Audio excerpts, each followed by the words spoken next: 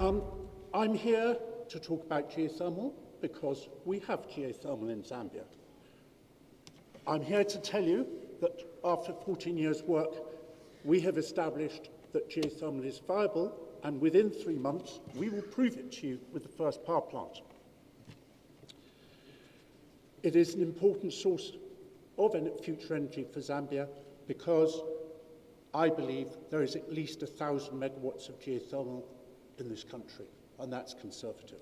So, without the presentation, which we can arrange for you to be given afterwards if you approach Sonika, my assistant, I will go through the whys and hows.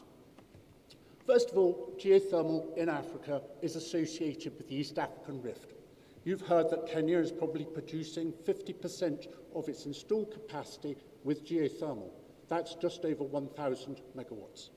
Ethiopia, after some ups and downs and a detour with the Grand Renaissance Dam, is heading for the same sort of number, although nothing is commissioned.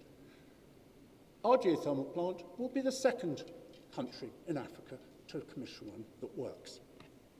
Anyway, geothermal associated with the East African Rift, that is magmatics, that's volcanics, hot volcanoes, molten rock. You can get the idea of lots of heat in the ground. But geothermal is also much more widely available in sedimentary basins. Zambia has a number of sedimentary basins of the Karoo era. For those that are not familiar with Karoo, that's Permian, that's 260 million years ago. That's a long time. And it's twice as long as the volcanics in Kenya, which are about 120 million. These Permian basins in Zambia have heat associated with their periphery, the edges. Geothermal systems exist under every basin between the Congo and Cape Town.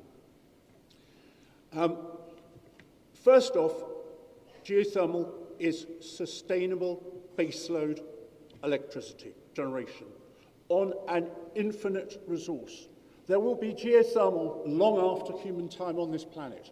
Our own resource is calculated at over 2,000 years of energy.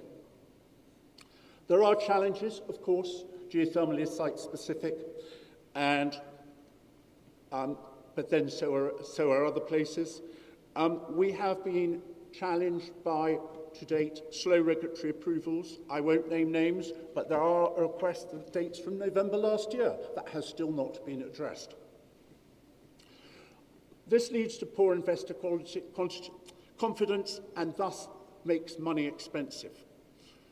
What I ask of this conference, particularly those on the financial side, is that you consider how we can get additional concessional money so that we can fast-track our utility scale development, and it's instead of going from 3 to 8 to 12 megawatts and beyond, we can actually jump those together. But we need further funds to do the drilling, which is expensive, but we do understand it. Ladies and gentlemen, thank you very much. I hope you will support geothermal in the future.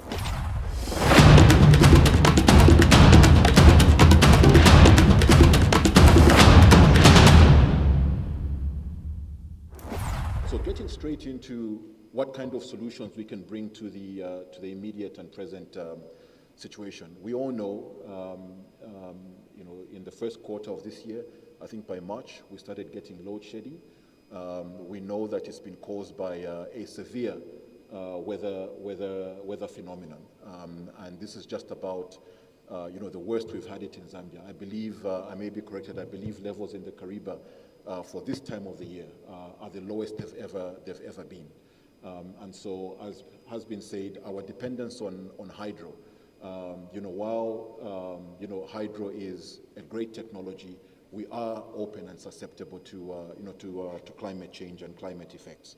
So, our immediate response was to look for opportunities to bring power from the region. There are 1 or 2 countries in the region that have a bit surplus power that we can draw into Zambia. So we collaborated with FQM, one of the largest, if not the largest, mining operation or operator in Zambia at the moment, We collaborated with ZESCO to help facilitate the delivery of power, the importation of that power, wheeling it across the sub-region by virtue of our membership, and through Zambia to deliver to this mine.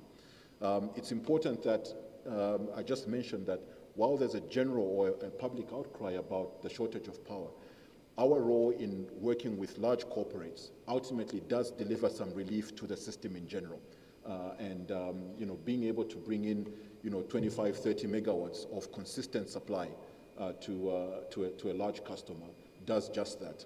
It's also important to know and just emphasize that this requires significant upfront financial commitment to secure such power from the region.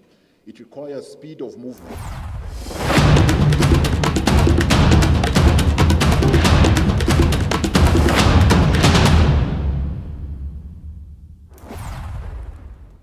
I think that's just to say that ZESCO is basically still doing the generation, transmission, distribution.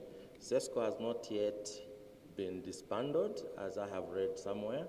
ZESCO is still functioning as a vertically integrated company with the marketing and system operation systems being taken away so that private participators can actually participate fully without perceived discrimination on the network. So ZESCO is still exactly what it is.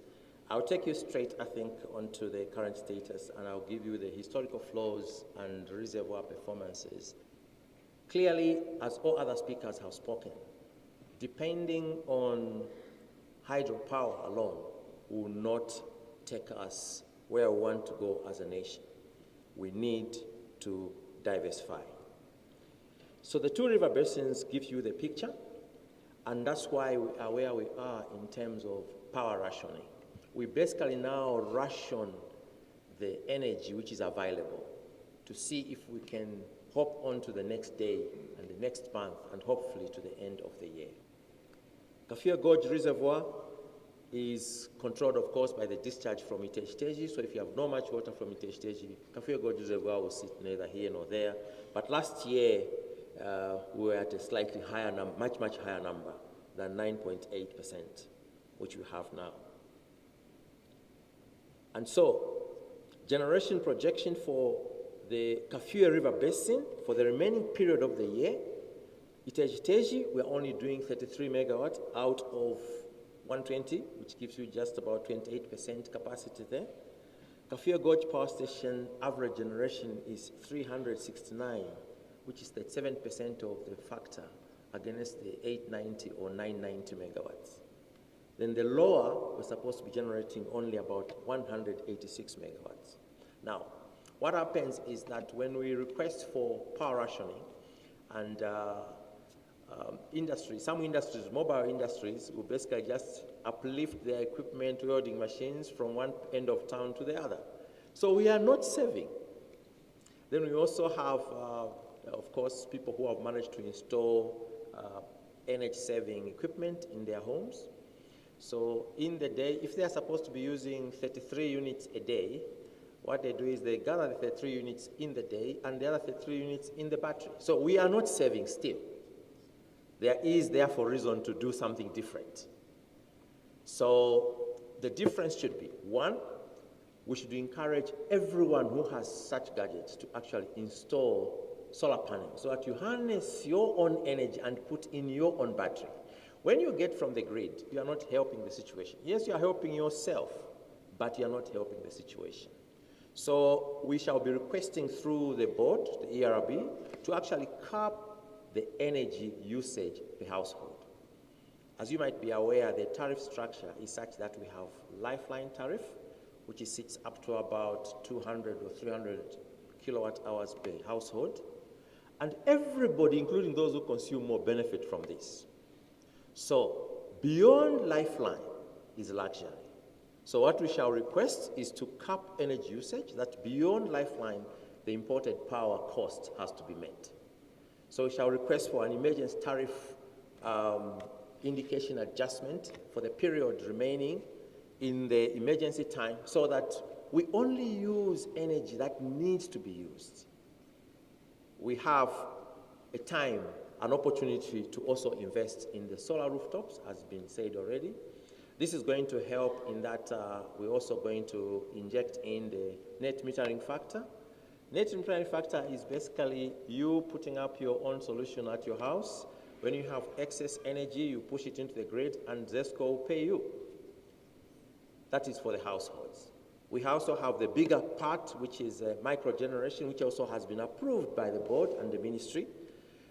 Microgeneration, we believe that up to 5 megawatts, the minister did mention, a light-handed approach will be engaged to ensure that those licenses are quickly produced. And ERB has given us all the support and also indicated the platform that when such potential investors come through, they will get these licenses quickly.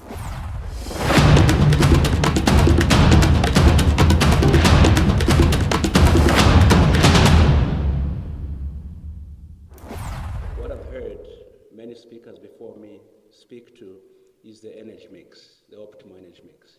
So Ndola Energy provides some type of mix.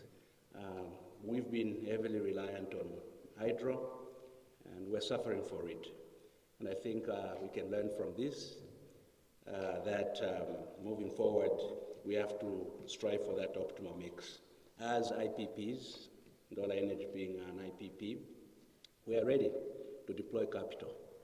We are ready to bring solutions in. It's just a question of the environment being made very conducive. Environments such as yesterday when we restarted the plant, environments such as the policies, the regulatory frameworks, the laws, the cost-reflective tariffs, because investors would like to bring money, but also be assured that when they bring the money in, there's a recovery mechanism for that money so that they can reinvest it elsewhere. So we are very happy that part of the environment that we're speaking to as investors, the minister spoke to this. PPAs being tackled efficiently, approved in record time. That is giving impetus to many of us that have the capacity to want to fast track our development agenda, our development programs, so that we could be part of the solution. At Ndola Energy, for example, we have intentions to build on top of the 105 megawatts we have. We want to add up to 700 megawatts of generation right here in Zambia. We see this opportunity, the energy crisis that is ongoing. We see it as an opportunity for us to sit with government, sit with ZESCO, sign the PPAs that we need to sign, do the studies we need to do, deploy these megawatts where they are needed. We are looking at 200 megawatts of solar to be blended with a 105 megawatt generation. If you know anything about thermal generation, it's expensive. Diesel is not cheap. But we want to blend that thermal generation with hydro, with solar. If we do that, the tariffs that we're looking at in the PPA we are negotiating with ZESCO, we are very competitive with that blend. And we're excited at that opportunity that the first 50 megawatts could be injected in the Bwanamukubwa substation in the next 8 months once we finish the discussions with ZESCO. We're also looking at hydro opportunities. I know ZESCO has been developing Mulungushi hydro project. We would like to express interest in that when the RFP comes out, so that we can co-develop that. More hands on deck, more hands looking at the same problem. We work together through this crisis. We are going to be better for it as we move forward.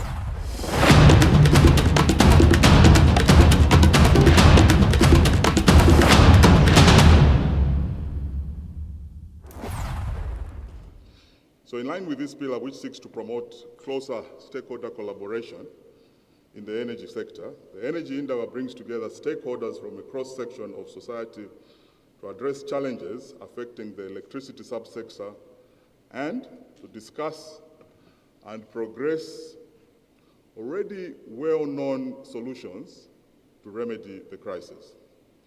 So in that regard, this Indaba has representation from government and government agencies, the business community, bilateral and multilateral organizations, commercial and agricultural associations, mines, parliamentarians, academia, consumer protection bodies, policymakers, civil society, and non-governmental organizations, traditional leaders, and general members of the public.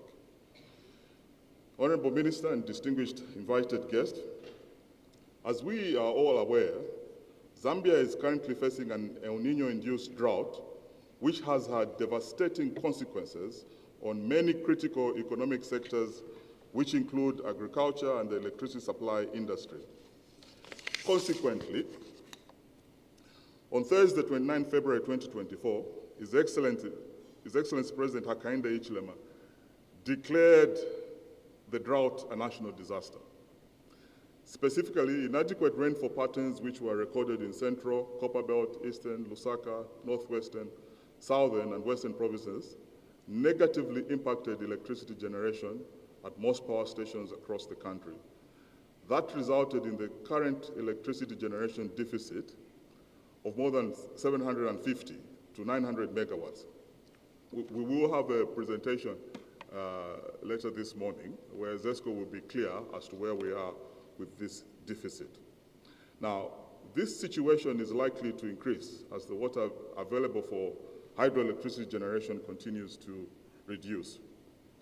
So this Energy Indaba, appropriately themed Navigating the Energy Crisis Towards Sustainable Energy Solutions for Zambia's Future, has brought together experts in their respective fields to discuss possible interventions aimed at addressing the energy crisis in Zambia through plenary sessions, presentations, and exhibitions. Honorable Minister, ladies and gentlemen, Zambia is heavily dependent on hydroelectricity, and as such, this crisis should serve as a wake-up call to each one of us to accelerate development and attract investment in renewable and alternative energy resources. In this regard, this Indaba is a clarion call to the participants here today to continue thinking outside the box and collaborate so that the solutions we already have can crystallize as quickly as possible to mitigate the crisis we are facing as a nation. This will lead to a restoration of normalcy to the day-to-day lives of our people, and then staying on the road to sustained economic development.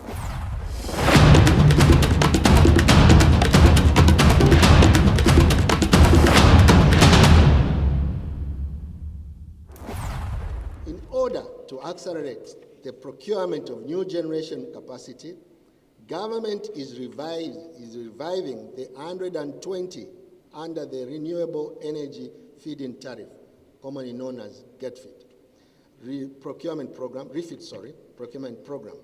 This project is being supported by the German Development Bank, KfW, to development of 300 megawatt Mamba Collieries Phase 2. In our quest to promote diversification of the energy mix, government has granted approval for the development of the 300 megawatts Mamba Phase 2 project to meet the electricity deficit as well as meet future energy demands. Luapula River CX hydropower project. My ministry is decisive to harness the 271 megawatts power potential on the Luapula River. Therefore, plans are already underway to ensure progress on the development of these long outstanding projects. I'll now move to long-term projects. 1. Implementation of Integrated Resource Plan. My ministry launched the Integrated Resource Plan in 2023, which is aimed at providing sustainable solutions to Zambia's challenges in the electricity subsector. The Integrated Resource Plan envisions the development of additional generation capacity of 6,500 megawatts by the year 2026, requiring an estimated investment of $5 billion. You may also wish to learn that the Integrated Resource Plan projects a total of 23,000 megawatts by year 2050 with a responding investment requirement of approximately $31 billion. Distinguished invited guests, ladies and gentlemen, given the measures that have been instituted by government, I wish to reiterate that this Energy Indaba is critical and timely as we focus on rebranding the energy sector in Zambia with a view of unlocking its full potential, augmented by a strong political will, a sustainable policy and legislative framework. Therefore, I wish to challenge policymakers, industry, stakeholders, the academia, investors and financing institutions, bilateral and multilateral partners to explore business models that will leapfrog the potential of the energy sector in Zambia into a new realm of sustainable development. I believe that the dialogue that will be stimulated by this endeavor will not end today, but will be a continuous journey of effective partnership between government and you, our stakeholders, in enlisting multi-sectorial strategies tailored towards preparing Zambia for the next level of sustainable energy development.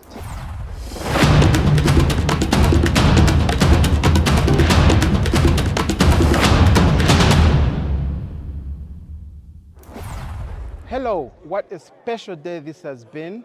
My name is Clarence, representing Financial Insight, and we're here at Mulungushi International Conference Center, where it's been the Energy Indaba.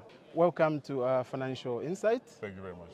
So please, for people who might get your name wrong, who might not know who you are, if you could just introduce yourself to the public, Sure, please. no problem. My name is James Band. I'm the chairman of the Energy Regulation Board. I am a legal practitioner by profession. Okay. I've been practicing law now for 25 years. Uh-huh. I run a private law firm, and Okay. so being the chairman of the ERB is a privilege. Absolutely. So for some people out there, all they know about the ERB is come every month and you put up prices for petrol and diesel. So obviously there's more to the ERB than just petrol and diesel. Can you please just articulate to the public what critical role the ERB plays in the energy market in Zambia and the energy sector and regulation as a whole? Right. Yeah. So the ERB is a regulator in the energy space. And when you're talking about energy, you're talking about electricity, petroleum, and renewables. Indeed. Now, when you talk about energy being a regulated space, you basically mean that there are laws and rules which govern any players in that space. Okay. And when you talk about the laws, those laws would be the Electricity Act, the Energy Regulation Act, the Petroleum Act, which tell you whether you are going to be an OMC or a petroleum dealer, what you need to do to set up a filling station, and how you conduct yourself thereafter. If you're going to be in the electricity subsector, to tell you what you need to do, what license you need to have.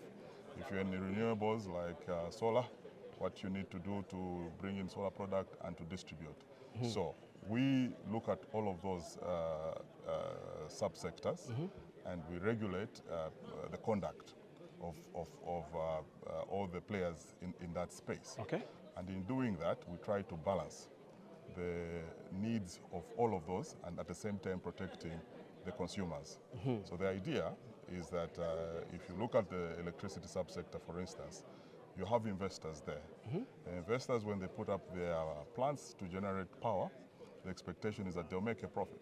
Absolutely. At the same time, when they're selling power to consumers, we expect that the tariff at which they'll sell to the consumers is not something which is unaffordable to the consumer. So we try to balance that, ensuring that generators make a profit, but at the same time, not at the expense of the consumer. So that's in a nutshell what we do as ERB. Okay, so you mentioned there OMC, which stands for Oil Marketing Marketing Companies. Yeah. So thank you very much for that. Coming into today, the Energy Indaba, and I think you can correct me if I'm wrong, but I believe this is the first one ever As far as I Energy can Indaba remember, yes, in the country. And the theme was navigating the energy crisis towards sustainable solutions. Yeah. So obviously the ERB put this thing together today. What was the thinking behind this theme? First of all, you have to go back to why we are where we are. The problem was the drought, which has affected a substantial part of this region. Zambia is dependent 85% on hydroelectric power. So if you've got poor rains, you are hit and hit badly, like we have been hit right now. So when this became eminent, that there's this problem in this country, the government put into motion plans to alleviate this problem. The idea behind this Indaba was to push that conversation ahead and explain clearly to all industry players and the public at large what plans are in motion and ask for their input. And so that as we implement, everybody's on board and we're all moving in the same direction. At the same time, the expectation is that those participants whom we've had today will also give us ideas on what we can do to alleviate this problem, not for 2024 or 2025, but for a long time to come. Indeed. And it's been a long day. Some of us have been here since 7 hours this morning, and it's past 18 hours now. Thank you for staying. You can see that people are still here. Yes. There's been a lot of active engagement, and people have been quite animated in some cases. So do you think that the objectives that you set out for this Indaba have been achieved for the purposes of what today was about? Yeah, to a very large extent, they have been achieved. But what is clear also is that people who came, as we could see right at the end, have got so many ideas to put in place. So what I would say, one day was not enough. Absolutely. But to a very, very large extent, what we planned has been achieved because we fully explained what is in motion. People have inputted in those plans, and we've received several ideas on what to do going forward to deal with this issue, not only for now, but also for a long time to come. Okay, and finally, I appreciate that time is of the essence. For those people who might not even have been aware that there was an Energy Indaba today, because it was put together at such short notice. It was. And also, for those who might have been here, but did not feel that there was enough time for them to articulate themselves, what can they do? Is there any mechanism? Yes, the mechanism available is for them to get in touch with ERB. Okay. Yes, we've got a full-fledged website where you can contact us. Also, at any time, they should be free to visit our offices and we'll attend to them. The situation at ERB is not business as usual. Everybody is on a full alert and working overdrive, working overtime. So complaints, ideas, solutions are not being found. They're being acted upon immediately they arrive. You heard today how we deal with power purchase agreements. Indeed. They will take too long. Within 48 hours, both management and the full board will sit, even on a Sunday or a Saturday, to deal with the PPA so that within 48 hours it's dispatched. Absolutely. That's the way we're working now. So anytime people have got plans, ideas, solutions, they are free to see us. And on that positive note, it falls upon me to say you heard it for yourself, the chairman of the board for the ERB, and it's been a pleasure having you today with us on Financial Insight Show. Thank you very much.